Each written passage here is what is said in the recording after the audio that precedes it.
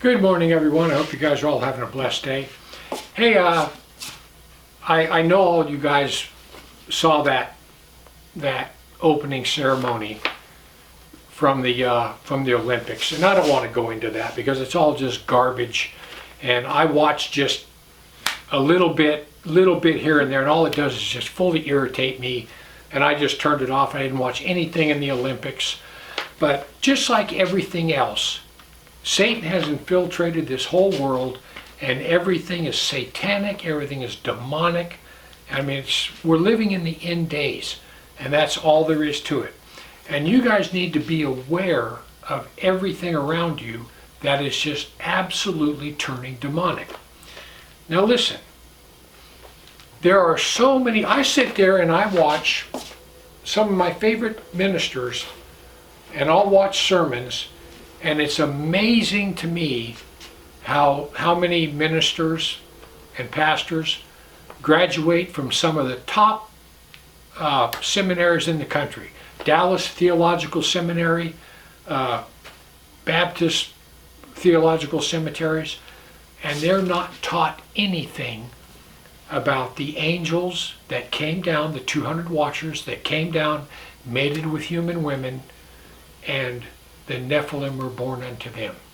People, if you don't understand that, you cannot understand fallen angels and demons, because the two are interconnected at the hip. And if you don't understand that the fallen angels came down and mated with human women, you are not going to understand demons. So listen, fallen angels are fallen angels. Fallen angels are powerful. They have a spiritual body. They can manifest in any way they want to. A fallen angel can manifest as Bigfoot, Mothman, UFO, you name it. They can manifest as anything they want to. A fallen angel is a powerful, powerful being. Demons, not so. What Jesus was casting out in all the Gospels, what Paul was casting out, what Peter was casting out, these are unclean spirits, what we know as demons. They don't have any body. All they do is roam the earth. They are the disembodied spirits of the Nephilim. And in the book of Enoch it says they are cursed, and they are the unclean spirits that roam the earth. Now, they have angelic fathers, human mothers, they produce the Nephilim, and demons and unclean spirits are the disembodied spirits of the Nephilim. Genesis 6:1. And it came to pass, when men began to multiply on the face of the earth, and daughters were born unto them, the sons of God saw the daughters of men that they were fair, and they took them wives of all that they chose.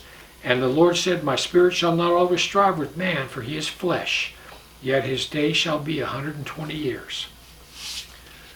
So this entire group of Nephilim died in the flood. And their departed spirits are the demonic host. They have no bodies. They roam the earth. They have to occupy a body. They cannot just materialize. They have to occupy a body of a human, a pig, an object, anything. So what's the quickest way to pick up one of these demons? Because they're looking for someone to either attach to or occupy. They cannot occupy a born-again believer, but they can certainly attach to and harass you if you give them a reason. The quickest way to pick up a demon, number one, is dealing in the occult. When you start dealing in the occult. Tarot cards, going on the Ouija board, going to a fortune teller, or any of these satanic games that are out there. I know a Christian that recently went to a palm reader. He went to have his palm read. He said he just did it for fun. No way.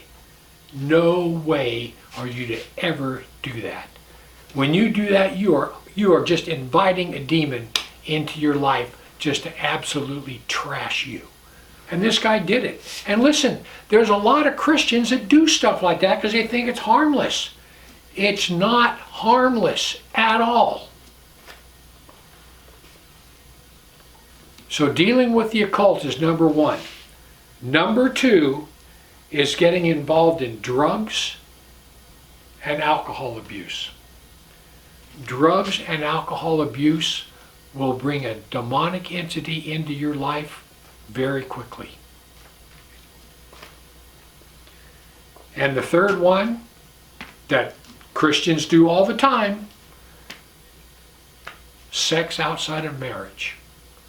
Any fornication, any adultery. Listen, when two people have sex, the Bible says the two are joined into one flesh. You take a man that's been with 100 women, he most likely picked up a demon somewhere along the way. And during the sexual act, when the two are one flesh, that demon can pass right into that other person. Sex is the third quickest way I know of to pick up a demon. In your home, what's a quick way to bring a demon into your home? Well, the quickest way is to bring in a possessed item. A possessed item can be a souvenir. If you ever go to New Orleans, you don't bring nothing home from New Orleans. If you ever go to Haiti, you don't bring anything home from Haiti. If you ever go to San Francisco, you don't bring anything home from San Francisco. These are absolute demonic hot spots in America. When I went to Chaco Canyon, there were these ladies from England, and they were picking up some of these rocks, admiring these rocks that they built these walls out of. And I told that lady, I said, hey, this is a charged Nephilim site. Don't take anything home, because if you do, you're going to be bringing a spirit along with it. And she had no idea, but she listened to me. She put those stones down. People, where you have to be really, really careful is when you bring something home from a yard sale. Anything you bring home from a yard sale.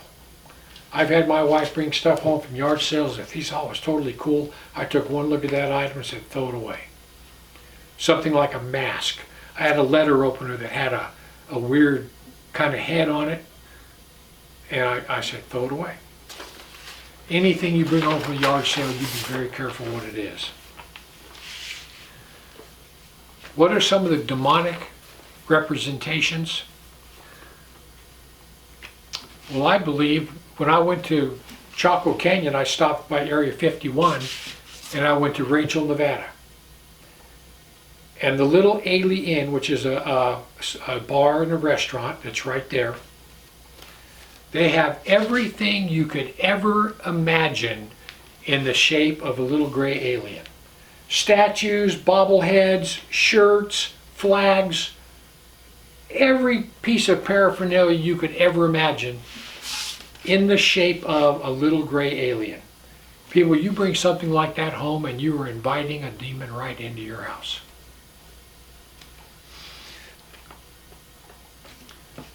Something else that will invite a demonic entity in to harass you is anytime you get out of fellowship with God. Anytime there's anything in your life where you are out of fellowship with God, invites a demonic entity into your life. And they cannot possess a born-again Christian, let me highlight that, but they can certainly cling to you and just harass and destroy everything you have. So always remember, is there anything in your life that's disrupting your fellowship with God? And it always comes in one of three forms: people, places, and things. What are some of the signs that you have that you're out of fellowship with God and you have a demonic host harassing you? Well, the first thing is your health suffers. One of the quickest things is you have skin issues. Your health suffers and you have skin issues. That is always one of the first things. Headaches. You get headaches and you never had headaches before. You feel a heaviness on you. Literally, you feel a heaviness come over you. You have trouble moving. It's like you're stiff. That is a sure sign of demonic oppression. Pain, you'll get a pain somewhere and you'll start to worry about that pain. And then it starts multiplying due to stress. These are all signs when you come out of fellowship with God that a demon could be harassing you.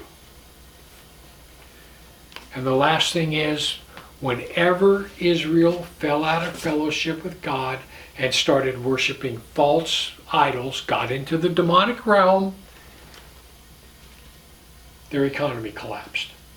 The locusts came and ate the crops. Their economy collapsed. People, when your economy starts to collapse, you start to have financial issues. Things start to break. Things around your house, you're having to replace things you shouldn't have to replace. Things start to break. Your car breaks down. You find yourself charging things that you used to pay cash for all the time. You notice that you're constantly, a little bit at a time, you're taking money out of savings instead of putting money in savings. Those are all signs that you could be out of fellowship with God and a demonic entity could be harassing you, attaching itself to you. So guys, listen. 3 things, the 3 quickest ways to pick up a demon: dealing in the occult, drug or alcohol abuse, sex outside of marriage, and the worst thing you can do to your home is bring in some souvenir from somewhere, something you bought from a yard sale that has a spirit attached to it. And people, if you're out of fellowship with God and you feel a heaviness upon you, headaches, things like that, figure out what's wrong and fix it. It's only going to get worse. People, we are living in the last of the last days, and this demonic host, I feel I am under demonic attack constantly. And it's only going to get worse. So be on your guard. Draw closer to God than you've ever been. Because if you draw close to God, He will draw close to you. If you resist the devil and the demonic host, they will flee from you. It's that simple. Anyhow, I just want to give you something to think about. Heaven or hell, you choose. Just remember, once you take your last breath, it's done.